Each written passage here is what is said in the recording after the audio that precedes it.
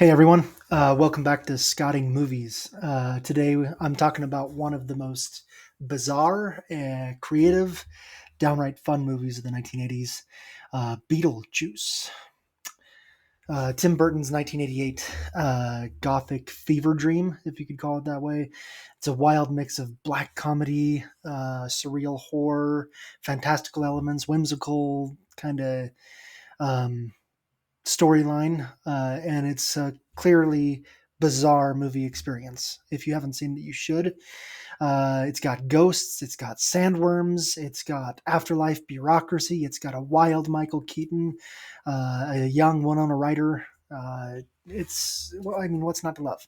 So let's talk about it for a second. First, I'm going to give a synopsis of the movie if you haven't seen it. The lives of Barbara and Adam Maitland come to a shocking halt when a car accident leaves them dead.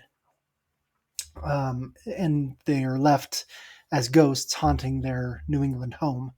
Their afterlife, as they start figuring out what they're supposed to do now that they're ghosts and they can't leave their home, the turmoil begins when an eccentric family moves into their house, and it's a clash of styles. I mean, uh, they like it quaint, they like it easy. This family that moves in is all art house and all crazy decor, sculpture making, and repainting the walls and making it all uh, outlandish and flamboyant and all those style of things. So they really transformed their beloved home into this modern art piece. Meanwhile, the Maitlands, who are invisible to their new residents except for the teenage daughter, who is is obsessed enough with the macabre to be able to see them. They attempt to scare them away through a lot of comic mishaps and not knowing how to scare people, and so they're frustrated and they're desperate, and they turn to a chaotic and mischievous bio-exorcist. What he calls himself, a freelance bio-exorcist named Beetlejuice, who promises to help them, but does goes about it in really horrible ways, really. So their attempts to oust the intruders only draw more attention to themselves, leading to a series of bizarre and humorous events that escalate when the Maitlands inadvertently summon Beetlejuice into the living world. Excuse me. So as Beetlejuice wreaks havoc, the Maitlands need to maneuver the complexities of the afterlife's bureaucracy in order to protect Lydia, the teenage daughter, restore peace to their house, and um, so it blends a lot of dark humor, macabre humor, as well as a lesson on coexistence between the living world and the afterlife. So, right from the jump of this movie, right from the very beginning, the visuals stand out as being something that we need to pay attention to. Tim Burton's style. I'll talk about him in a little bit here because his style is really unique. And so the aesthetic is so stylized, it's so weird that you take a single frame from this movie and put it on screen, you can say, hey, that's a Tim Burton movie. Absolutely, 100%. You don't have to watch any more of it to wonder who's the director. You know who this is. It's like someone takes this haunted house and runs it through a funhouse mirror and then adds a splash of Pee Wee's Playhouse to it, and suddenly you've got Beetlejuice. The architecture of the house, of the city, of everything that's going on there, the costumes, the stop motion effects, which are strange and bizarre themselves. It's all brilliantly bizarre. It's all gives this film a dreamlike, otherworldly quality that fits so well within the story. You just look at the furniture, for example, of the movie, and the furniture itself is tilted in a certain way. It's gothic horror. It's macabre. It's not a normal style. Even the house itself is looks like something that you would see out of a dark comic book. But the colors make it stand out as something different. I'll talk about the colors here in a second. So let's talk about the story. It's such a clever spin on a classic horror genre, classic haunted house tale. Instead of focusing on the people being Haunted, we're focusing on the ghosts themselves as they try to navigate their new existence, their new life as ghosts. And so Alec Baldwin and Gina Davis play the couple, the really recently deceased Maitlands, who are trying to reclaim their home from the living. And the way that the film explores death and the afterlife is totally unique. It's not really scary or sentimental, although there's a little bit of both. There's a couple of scary images and a couple of scary instances, but it's mostly funny. It's frustrating. It's wrapped up in layers of weirdness. I mean, this afterlife has a waiting room. Um, it's all full of bureaucracy, number system, where you wait your turn out in the waiting room to see your caseworker. It's mundane bureaucracy, but with ghosts. And it's all this red tape that you have to go through that takes months and months and years to really go through. And so, if you've ever spent hours at the DMV, this afterlife world will feel all too real because everything is just bringing the bureaucracy of the world back into the afterlife. I mean, if you thought the DMV was hell, wait until you get to actual hell in this case. But let's be real. The biggest reason that people will remember this movie is Michael Keaton. His performance as Beetlejuice is just wild. It's insane. He's like if Robin Williams' Genie and Jack Nicholson's Joker had a child who was raised on chaos and cheap beer. Um, he is so unhinged in the best way possible. He has this gravelly voice and this manic energy. Excuse me. He's completely unpredictable. He steals every second of the movie he's in, and he's not in it enough.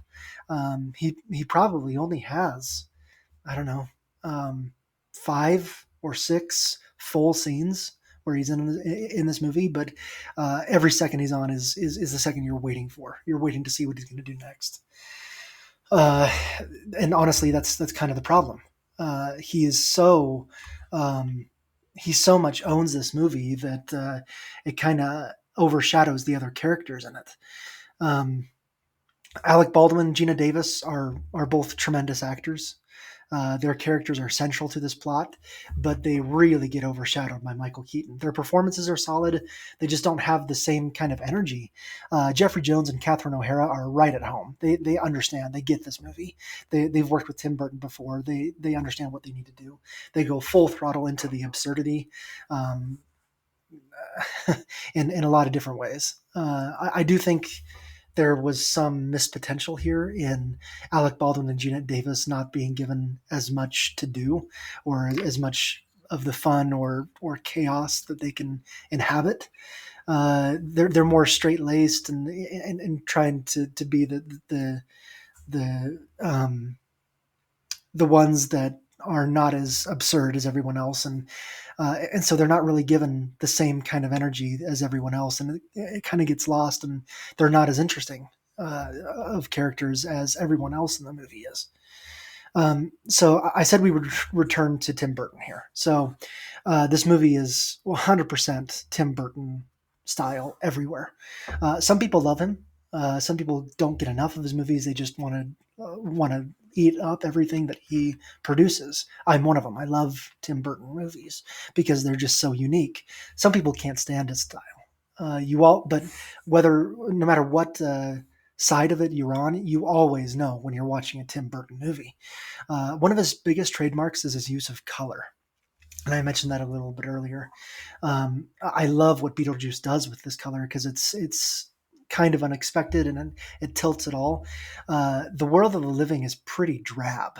You get blacks and grays and whites, and that's about it. I mean, it's pretty mundane, um, and you don't get a lot of living color among the living.